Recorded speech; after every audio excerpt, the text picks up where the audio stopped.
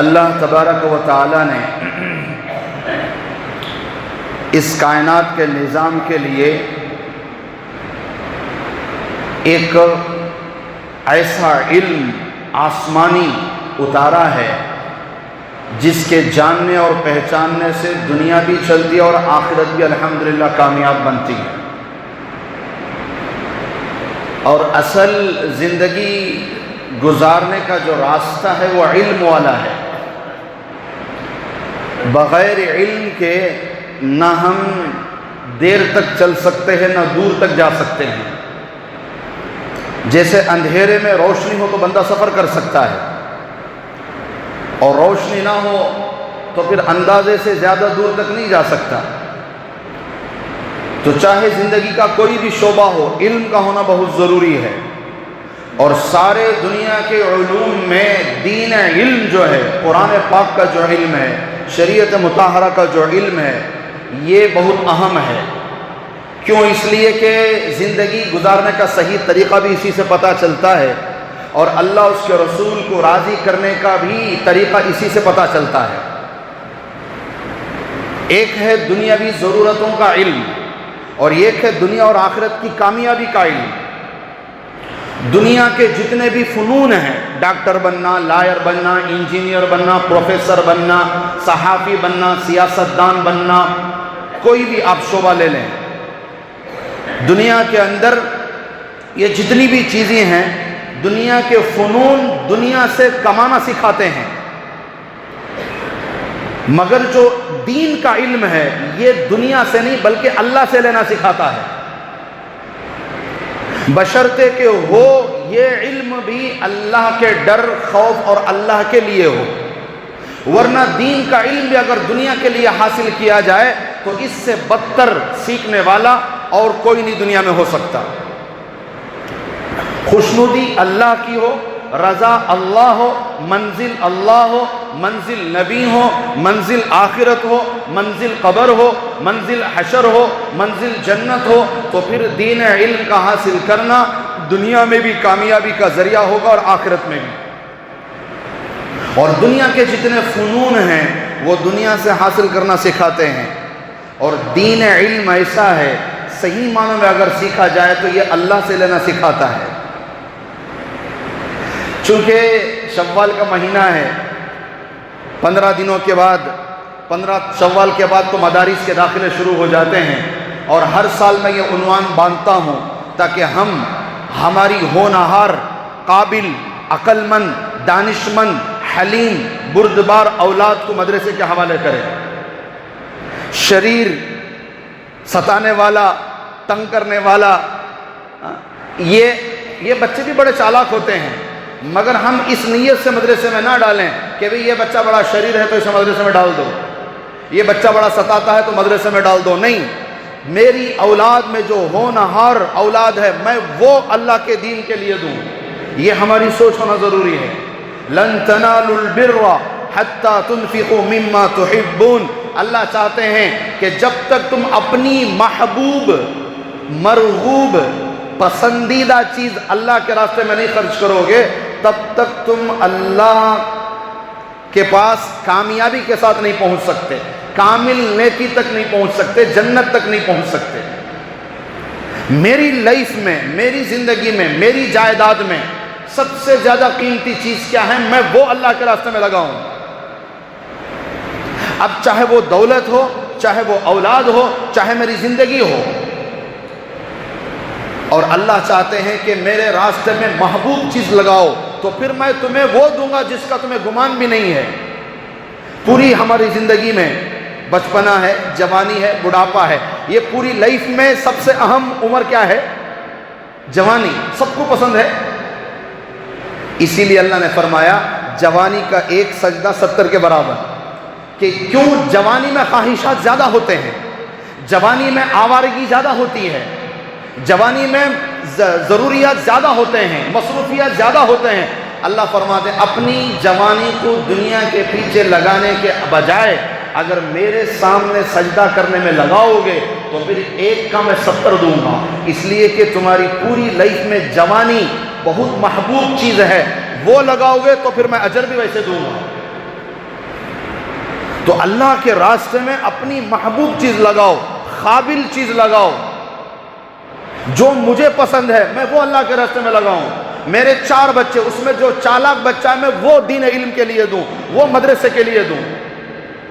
اس لیے کہ میرے عزیزوں، مدارس کا قیام بہت ضروری ہے، مدارس کا کردار بھی بہت اہم ہے، مدارس کی خدمات یہ رہتی دنیا تک لوگ کبھی نہیں بھلا سکتے۔ جیسے اس دنیا کو ڈاکٹروں کی ضرورت ہے، جیسے اس دنیا کو لائروں کی ضرورت ہے، جیسے اس دنیا کو پروفیسروں کی ضرورت ہے، جیسے اس دنیا کو انجینئروں کی ضرورت ہے، جیسے اس دنیا کو صحافیوں کی ضرورت ہے، اس سے بھی زیادہ ضرورت اس دنیا کو علماؤں کی ہے۔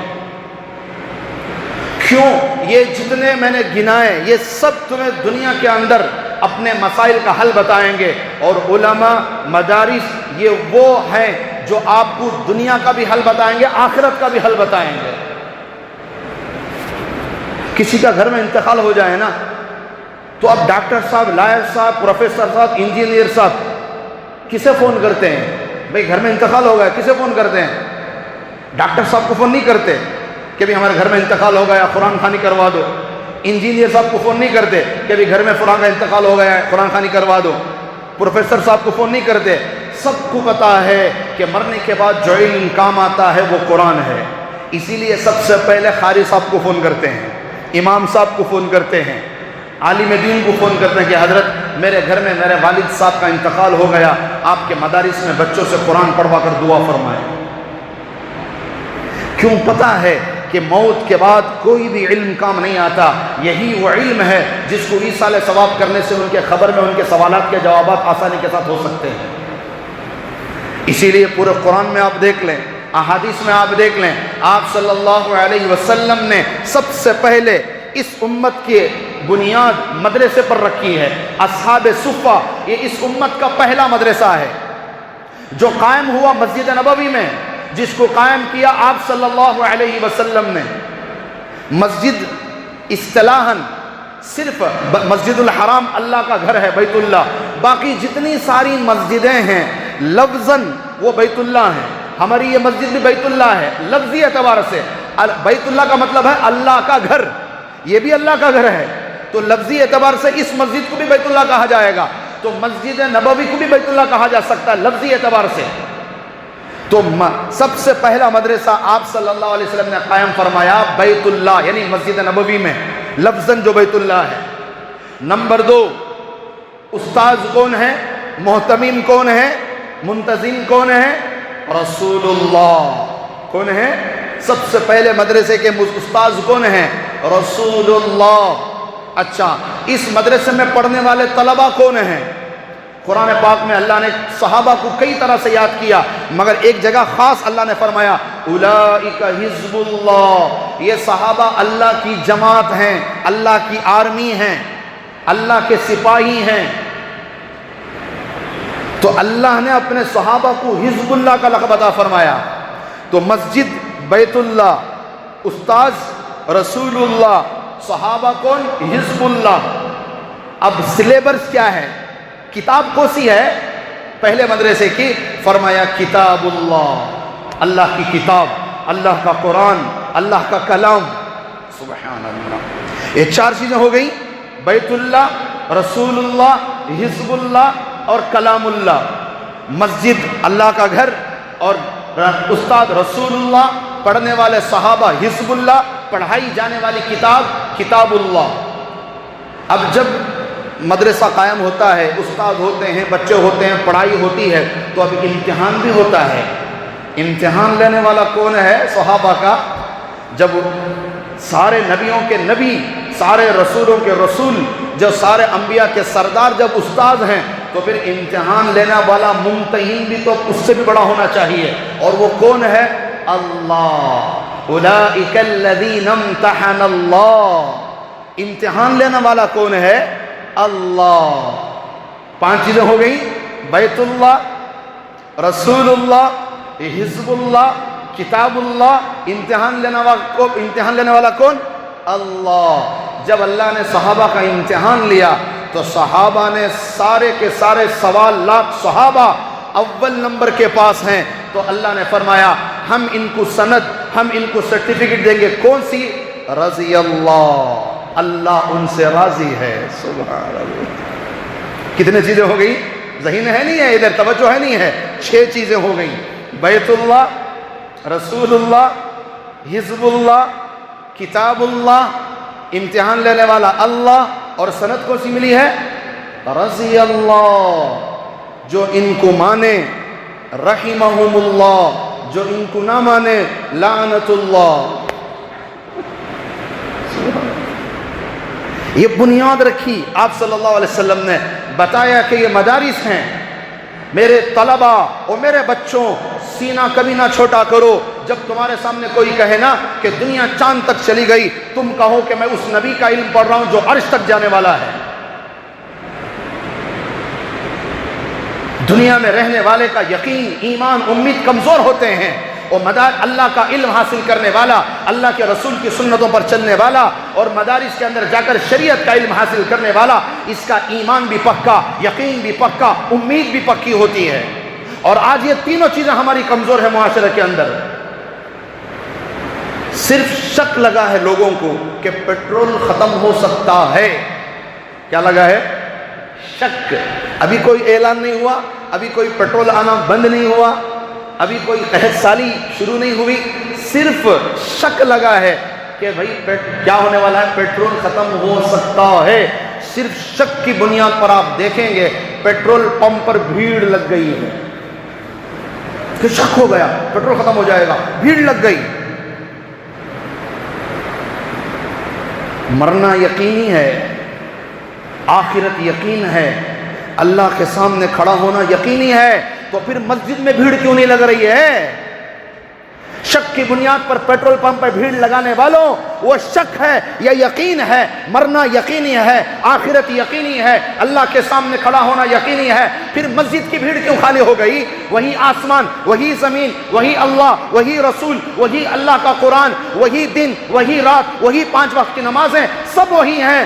صرف رمضان کا مہینہ ختم ہوا ہے، مسجدیں خالی کیوں ہو گئیں؟ کیوں مسجدیں ویران ہو گئیں؟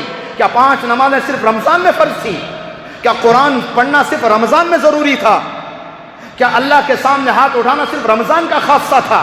کیا اللہ کو یاد کرنا صرف رمضان کا عمل تھا؟ نہیں میرے دوستوں، باقی 11 مہینے بھی ایسے گزارو کہ پتہ چلے کہ تمہارا رمضان قبول ہے. جو رمضان کے بعد بھی مسجد کو آئے، سمجھو اس کا رمضان قبول ہے. جو رمضان کے بعد بھی قرآن پڑھے، سمجھو اس کی تلاوتیں قبول ہے. جو رمضان کے بعد بھی اللہ کو یاد کرے، سمجھو اس کا ذکر رمضان کا قبول ہے. جو رمضان کے بعد بھی نفل روزے رکھنے کی کوشش کرے، اس کے رمضان کے روزے قبول ہیں. جو رمضان کے بعد بھی اللہ کو یاد کرے، سمجھو اس کا رمضان قبول ہے. رمضان کے بعد مسجدیں چھوٹ گئیں، قرآن چھوٹ گیا، ذکر چھوٹ گیا، نفلی روزہ چھوٹ گئے، نمازیں چھوٹ گئی. پھر کیا ہم نے رمضان گزارا؟ ایک نہیں، ایسے 100 رمضان بھی گزارو گے تو بھی ہماری زندگی میں کوئی تبدیلی نہیں آئے گی. ہر نماز ایسے توجہ سے پڑھو کہ ہم ایک قدم اللہ کے اور قریب ہو جائیں. ہر رمضان ایسے گزارو کہ ہم اللہ کے اور قریب ہو جائیں. میری عمر کے 30 سال، میں نے 30 رمضان گزارے. مجھے اللہ کے کتنا قریب ہونا چاہیے؟ روزانہ کے 5 وقت کی نمازیں، میں اللہ سے اور کتنا قریب ہوں؟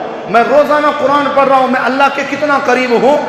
ہماری نمازیں ہمیں اللہ سے دور کر رہی ہیں کیونکہ ہماری نمازوں میں توجہ نہیں. ہماری تلاوتیں اللہ سے دور کر رہی ہیں. کیوں؟ ہم پڑھتے ثواب کے لیے ہیں، ایصال ثواب کے لیے، کبھی ہدایت کے لیے قرآن پڑھتے ہی نہیں ہیں.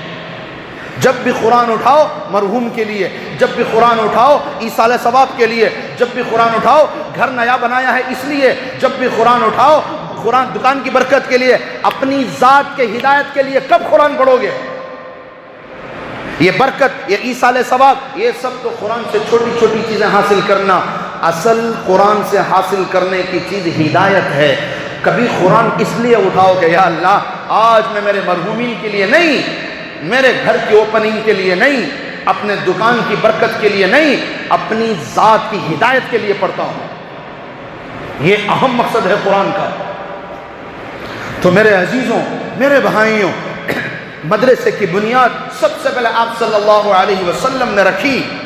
جن کا یقین بھی کامل، جن کا ایمان بھی کامل، اور جن کی امیدیں بھی اللہ سے جڑی ہوئی ہیں. ایمان کسے کہتے ہیں؟ ایک بزرگ نے کہا گاؤں میں، بھئی چلو اللہ اللہ سے دعا کریں گے بارشیں نہیں ہو رہی ہیں، اللہ سے دعا کریں گے اللہ بارش دے دیں گے۔ جب سب نکلنے لگے تو ایک بچے نے اپنے باپ سے پوچھا کہ ابا کہاں جا رہے ہیں؟ کہ باپ نے کہا بیٹا بارش کی دعا کے لیے جا رہے ہیں، اللہ سے دعا کریں گے اللہ بارش دیں گے۔ تو باپ نے مصلی اٹھایا تو بیٹے نے چھتری اٹھائی، کہا اللہ بارش دیں گے، یہ ہے ایمان۔ یقین کسے کہتے ہیں؟ جب چھوٹے بچے کو آپ کھلانے کے لیے اڑاتے ہو ہوا میں، وہ روتا نہیں ہے، وہ مسکراتا ہے، کیوں؟ اسے پتا ہے کہ اڑانے والا گرنے نہیں دے گا، یہ ہے یقین۔ اور امید کسے کہتے ہیں؟ ہمیں کل صبح کی خبر نہیں ہے، پھر بھی ہم الارم لگا رہے ہیں 5 بجے گا، کیوں؟ اللہ کی ذات سے امید ہے کہ ہو سکتا ہے اڑ جائیں، اسے کہتے ہیں امید۔ ہمارا ایمان، ہمارا یقین، ہماری امید سب اللہ کی طرف جوڑ دو، دنیا کے سارے مسائل حل ہو جائیں گے۔ دنیاوی چیزوں پر شک آ جائے تو لوگ بھیڑ لگا رہے ہیں، یہاں یقینی چیز ہے تو بھیڑ مسجد میں کیوں نہیں ہے؟ اپنی اولاد میں سے ہونہار قابل بچے کو مدرسے کو دو۔ دنیا میں دیکھو مقام علماء کا، دنیا میں تمہاری نظریں کیا ہو گئیں؟ جو امام ہوتا ہے، جو امام محراب پہ کھڑا ہے، جو امام مصلی میں کھڑا ہے، اللہ نے دنیا میں امام کو وہ مقام دیا، اس کے آگے تو آگے اس کے برابر بھی کوئی کھڑا نہیں ہو سکتا۔ امام کے آگے جو کھڑا ہو جائے اس کی نماز بھی نہیں ہوتی، اور امام کے برابر بھی کوئی کھڑا نہیں ہو سکتا۔ سب کو اللہ نے امام کے پیچھے کھڑا کیا۔ یہ بتایا جا رہا ہے جب دنیا میں یہ مقام ملا ہے تو آخرت میں ان کو کیا مقام دوں گا؟ اور دنیا کے پیچھے اپنی اولادوں کو بڑے بڑے ڈگریاں دلانے والوں ضرور دلانا، مگر آج ان گھروں پر بھی نظر ڈالو جن کے 3-3 4-4 بچے بڑی بڑی ڈگریاں حاصل کر لی، مگر پتہ ہے کیا ان کے گھر میں کیا ہے؟ ایک بچہ امریکہ میں، ایک بچہ سعودیہ میں، ایک بچہ کہیں اور، ایک بچہ کہیں اور، باپ کا انتقال، ماں اکیلی گھر میں تڑپ رہی ہے، اسے سہارا دینے والا گھر میں کوئی نہیں ہے۔ کیا ہے تربیت؟ میری نظروں میں 3-4 فیملیاں میسور میں ایسی ہیں، میرے نظروں کے سامنے ہیں، میں جانتا ہوں براہ راست۔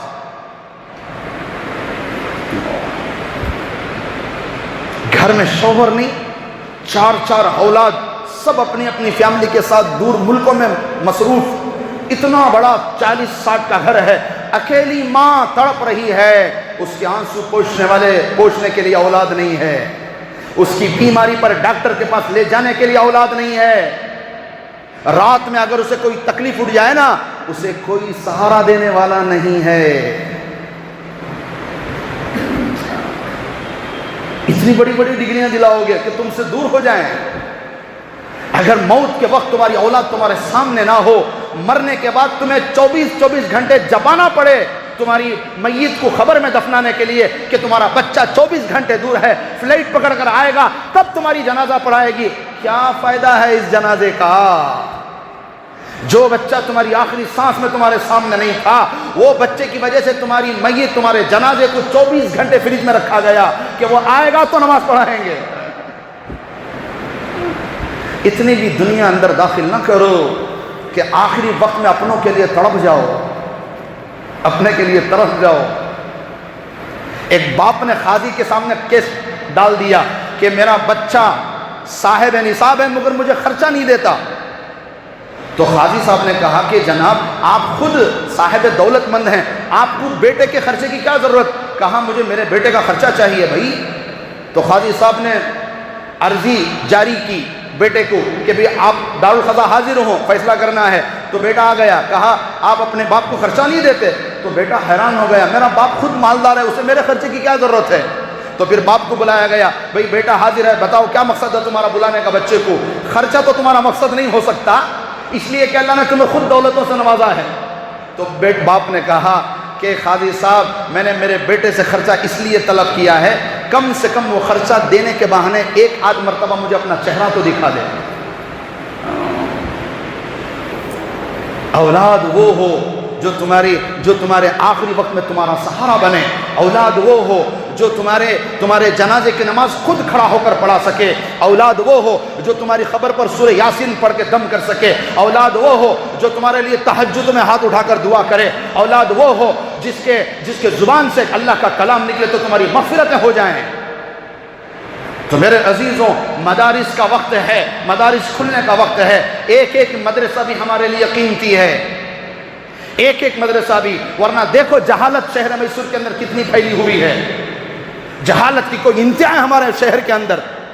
ابھی 2-3 دن پہلے کیا حادثہ ہوا، بروانے اور کسرے کے اندر ایک علاقہ ہے جہاں کوٹرس میں ہمارے سلم ایریا ہمارے بھائی رہتے ہیں، غریب غربا بھائی رہتے ہیں، وہاں کیا حادثہ پیش آیا، 200-300 روپے کے نام پر جھگڑا، چھوٹے چھوٹے نوجوان بچے، ہماری مادری زبان میں جسے میں بولتے ہیں پٹا کہتی نا، پٹا، چھوٹا پٹا جی انہیں مادری زبان، چھوٹے چھوٹے عمر کے بچے 5-10 منٹ میں اتنے اکٹھا ہو گئے، سب کے ہاتھ میں چاقو، تلوار، چھری، لانگ اور لا کر وہ جو ہمارے درمیان کے لوگ ہوتے ہیں ان پر اس قدر انہوں نے حملہ کیا کہ ایک بیچاری کے چہرے کے اتنا انہوں نے کاٹ دیا کہ اس کا چہرہ ہی بگڑ گیا۔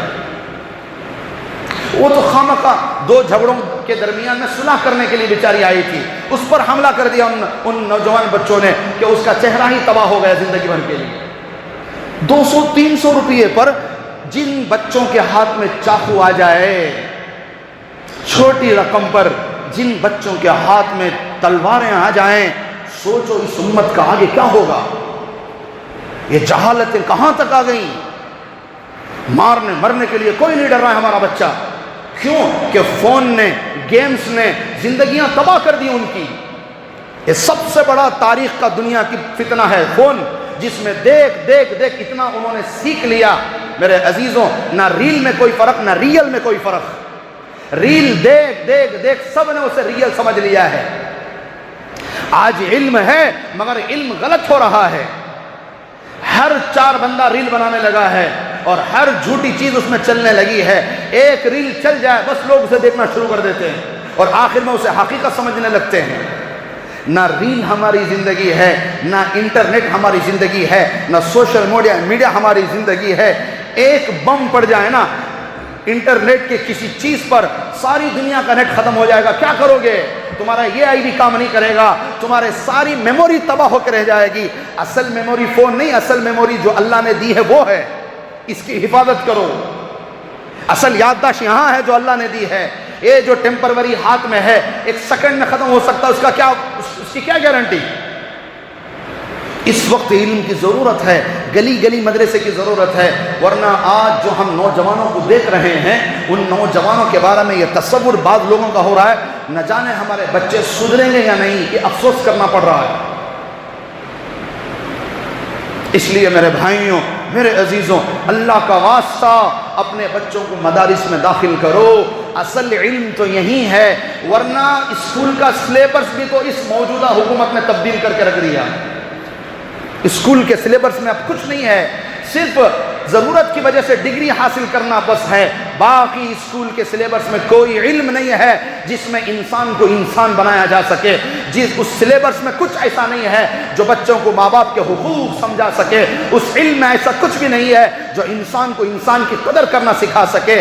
اصل علم تو قرآن ہے، اصل علم تو میرے نبی کا فرمان ہے، اصل علم تو شریعت ہے، اس میں پتہ چلے گا کہ انسان کی قیمت کیا ہے، ماں کی قیمت کیا، باپ کی قیمت کیا، بھائیوں کا درد کیا، بہنوں کے حقوق کیا، بیوی کا حق کیا، شوہر کا حق کیا، پڑوسی کا حق کیا، بڑوں کا حق کیا، چھوٹوں کا حق کیا، بچوں کی تربیت کیسی، بچیوں کی تربیت کیسی، شادی بیاہ کیسے، امانت داری کسے کہتے ہیں، دیانت داری کسے کہتے ہیں، تجارت کسے کہتے ہیں، معیشت کسے کہتے ہیں، یہ ہے قرآن کے اندر اصل علم جو آپ کو مارکیٹ میں کام آئے گا، گھر میں کام آئے گا، دکانوں میں کام آئے گا، بازاروں میں کام آئے گا، انفرادی زندگی میں کام آئے گا، اجتماعی زندگی میں کام آئے گا۔ ورنہ یہ جو سلیبس آپ کے سامنے آج رکھا گیا ہے نا، اس میں سوائے نفرت کے اور کچھ بھی نہیں ہے۔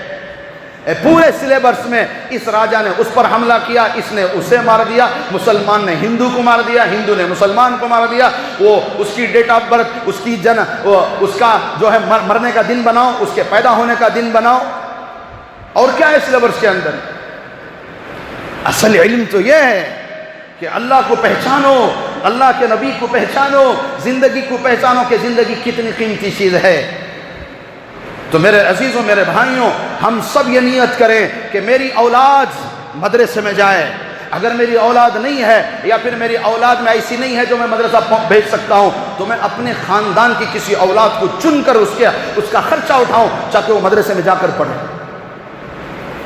مدارس والوں کو میرے عزیزوں، میرے بھائیوں، مانگنے والا نہ سمجھو، یہ مانگ رہے ہیں اپنی ذات کے لیے نہیں، تمہارے اوپر احسان کر رہے ہیں۔ جس دن دنیا میں زکوٰۃ لینے والے ختم ہو جاؤ گے نا، تم اپنی زکوٰۃ لے کر پھرو گے، کوئی لینے والا دنیا میں نہیں ہوگا۔ تم ان کو دے کر احسان نہیں کر رہے ہو، وہ لے کر تم پر احسان کر رہے ہیں۔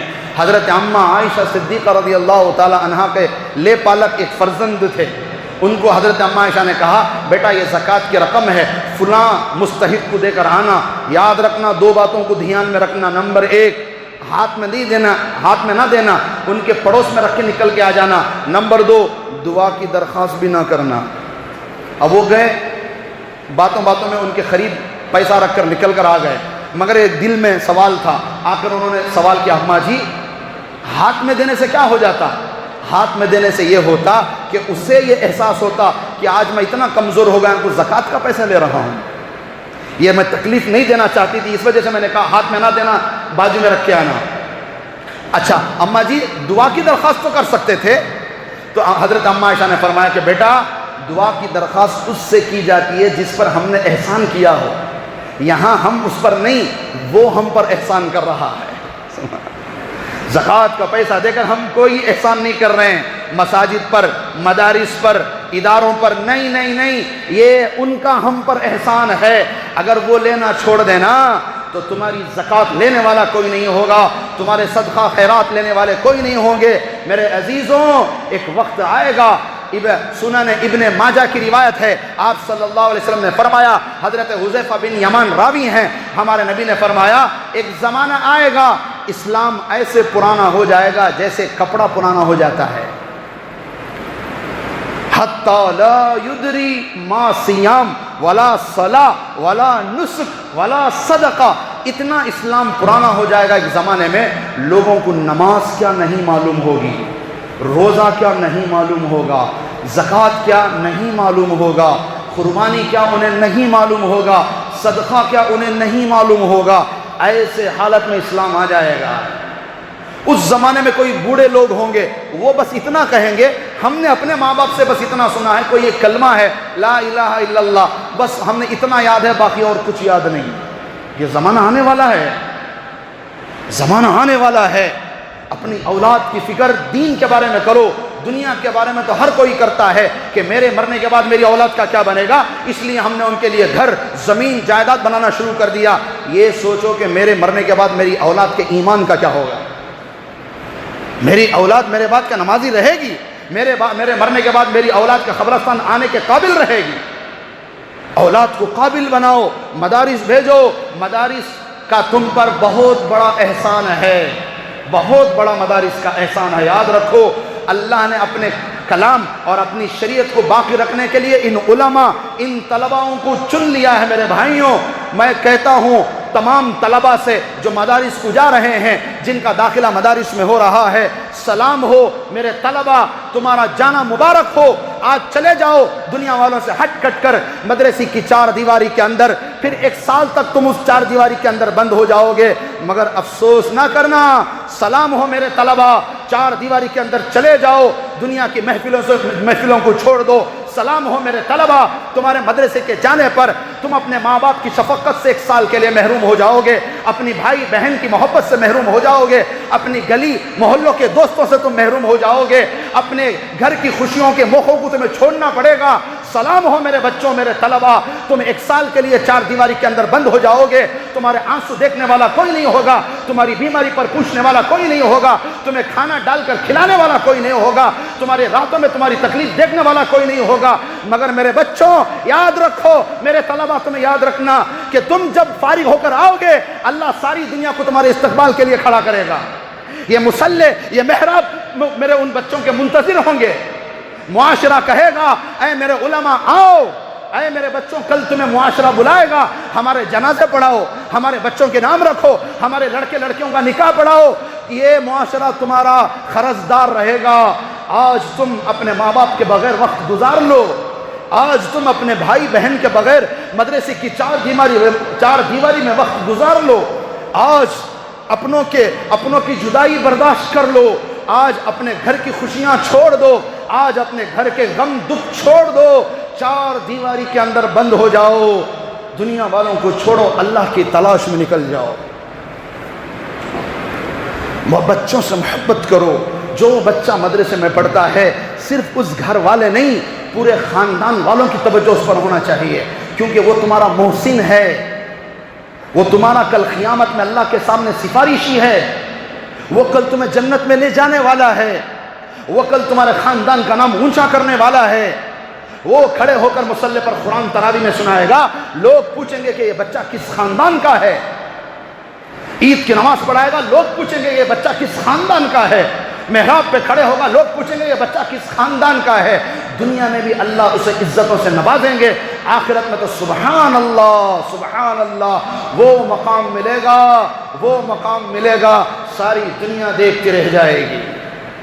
قربانیاں دینی پڑے گی، قربانیوں کے بعد چیزیں وجود میں آتی ہیں، کسان کے ہاتھوں سے دانہ نکل کر زمین میں گم ہو جائے گا، تب جا کر اللہ زمین پھاڑ کر اس کا استقبال کرتے ہیں۔ آج ان طلباؤں کو جا کر چار دیواری کے اندر مدرسے میں گم ہونا پڑے گا، کل پوری دنیا کو اللہ ان کے استقبال کے لیے کھڑا کریں گے انشاءاللہ۔ تو میرے عزیزوں، خاندان میں ایک بھی عالم ہونا، ایک بھی حافظ ہو، فخر کرو اپنے خاندان پر کہ ہمارا خاندان وہ ہے جس میں ایک عالم دین ہے، ایک مفتی ہے، ایک حافظ ہے، ایک قاری ہے۔ یہ فخر کرنے کی علامت ہے کہ یہ وہ تمغہ ہے، یہ وہ تمہارا وقار ہے جو دنیا میں بھی رہے گا اور آخرت میں بھی رہے گا۔ اس لیے میرے عزیزوں، اپنے طلباؤں کی قدر کرو، مدارس میں اپنے قابل بچوں کو دینے کی کوشش کرو، ان کا پورا خیال رکھو، گھر والے، خاندان والے، محلے والے، مسجد والے، سب ان بچوں کا خیال رکھو جو اپنے آپ کو سب چھوڑ چھاڑ کر مدرسے کو چلے گئے، ایک سال تک وہ وہاں پر رہتے ہیں، ان کا خیال رکھو۔ وہ راتوں میں اٹھ کر قرآن پڑھتے ہیں تو اللہ دنیا کا نظام چلاتا ہے، وہ راتوں میں اٹھ کر اپنے معصوم ہاتھوں کو دعا کرتے ہیں۔ مغرب کے بعد بیٹھ کر صدیقہ مدرسے میں نے پڑھا ہے، میں جتنے سال میں پڑھا وہاں پر آج بھی الحمدللہ وہ طریقہ جاری ہے، بعد مغرب سورہ یاسین، سورہ ملک پڑھ کر پوری امت کے لیے دعائیں کی جاتی ہیں۔ امت کا ان سے کیا واسطہ؟ بتاؤ تو صحیح، کیا واسطہ ان کا؟ روزانہ وہ بچے پوری امت کے لیے دعائیں کر رہی ہیں، ان دعاؤں کا صدقہ ہے جو آج دنیا چل رہی ہے۔ یہ مہمان رسول ہیں، ان کی قدر کرو، جہاں ان کو دیکھو مسکرا کر ملو، فخر کے ساتھ، عزت کے ساتھ، ان کو احساس ہو کہ ہم جس علم کو حاصل کر رہے ہیں وہ دنیا کا سب سے اونچا علم ہے۔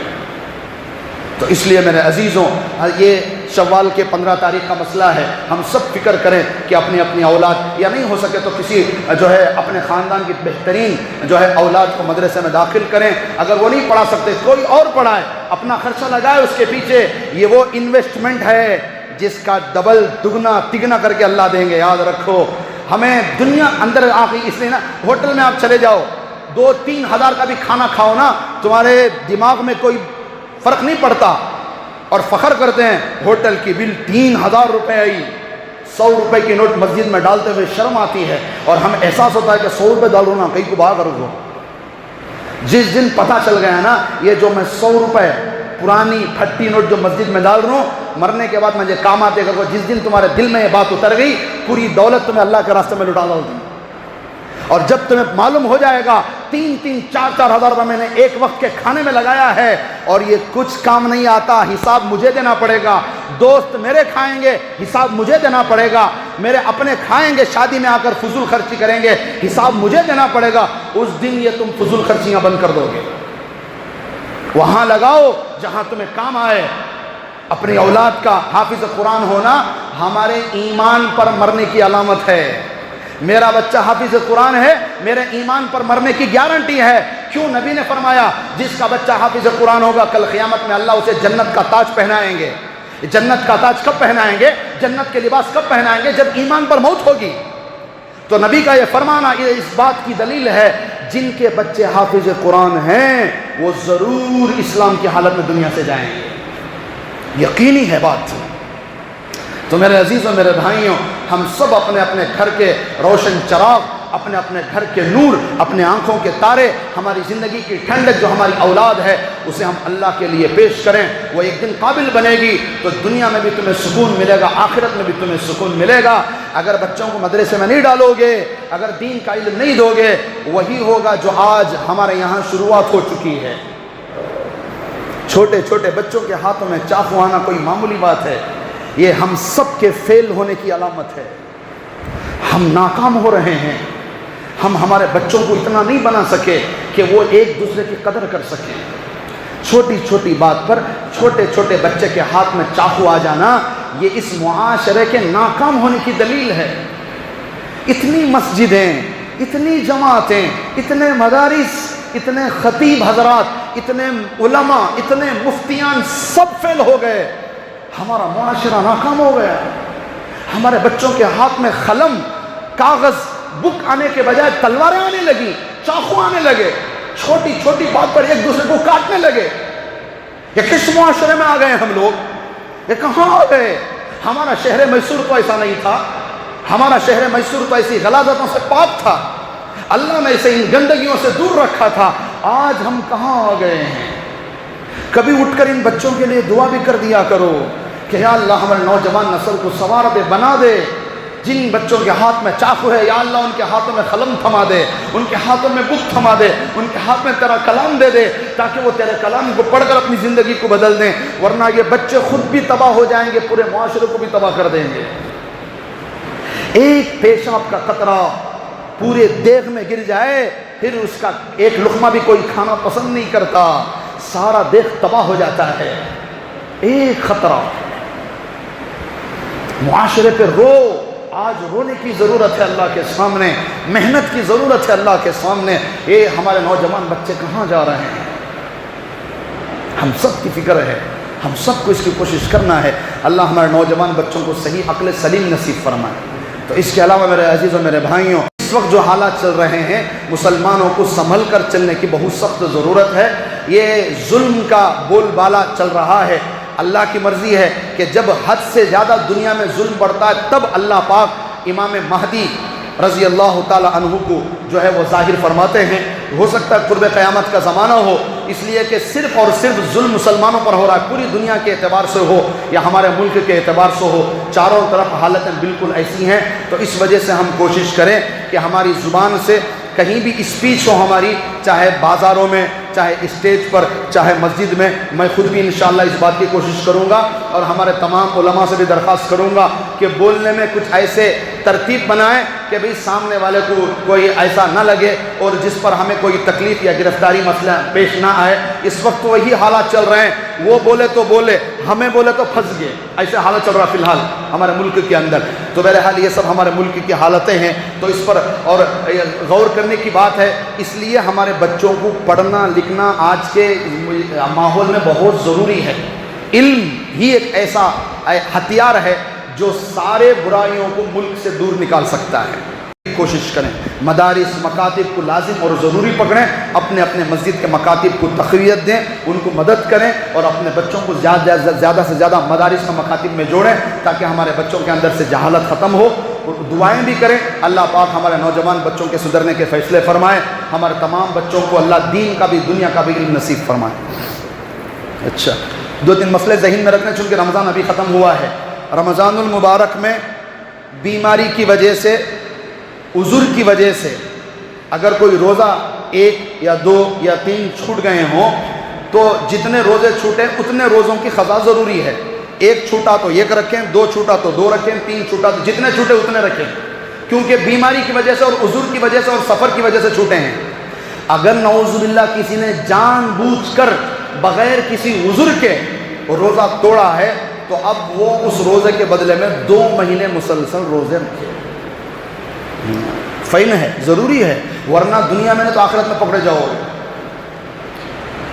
اور جو بیچارے عمر والے ہو گئے، جن کی عمر بہت زیادہ ہو گئی، اب وہ روزے کبھی نہیں رکھ سکتے، یا ایسا بندہ ہے جسے ایسی بیماری آ گئی اب وہ کبھی ٹھیک نہیں ہو سکتا، یہ 2 بندے ان کے روزے چھوٹ گئے ہوں گے، تو اب یہ اپنے روزے کے بدلے میں فدیہ دے دیں، 1 روزے کے بدلے میں 1 فدیہ، 30 روزوں کے بدلے میں 30 فدیے۔ 1 فدیہ کتنا بولے تو 1 فطرہ یعنی 100 روپے، کتنا؟ 1 روزے کے بدلے میں 100 روپے، 30 روزے کے بدلے میں 3000 روپے۔ جو بالکل بوڑھے ہو گئے، جو بالکل ہمیشہ کے واسطے بیمار ہو گئے، تو وہ اپنے روزوں کا بدلہ ایسا چکائیں، ٹھیک ہے؟ تو اپنے روزوں کی فکر کریں، ایک چھڑگا رکھ لیں گے نہیں، پہلی فرصت میں رکھو، اس کی قضا پوری کرو۔ رمضان کا روزہ فرض ہوتا ہے، کوئی معمولی چیز نہیں، 1 چھوٹا ہے، 2 چھوٹے، 3 چھوٹے، فوراً اپنی قضا کرنا تمہیں، موت سے پہلے موت کا کیا بھروسہ، موت سے پہلے اپنے روزوں کی قضا کریں۔ اگر کسی نے عید کا دن فطرہ نہیں دیا ہے، اب بھی باقی 600 وہ کبھی بھی ختم نہیں ہوتا، دینا سوچ، میں بھول گا، میں چھوٹ گا، عید گزر گئی نا، نہیں، فطرہ فوراً ادا کرو اگر نہیں دے کرے تو۔ یہ ساری چیزیں رمضان کی ہیں، یہ سب چیزیں ہوں گی تو پھر ہمارے روزے اللہ کے پاس قبول ہوں گے۔ اللہ تعالیٰ سے دعا کریں، اللہ تعالیٰ سارے رمضان کی عبادتوں کو اپنے کرم سے قبول فرمائے۔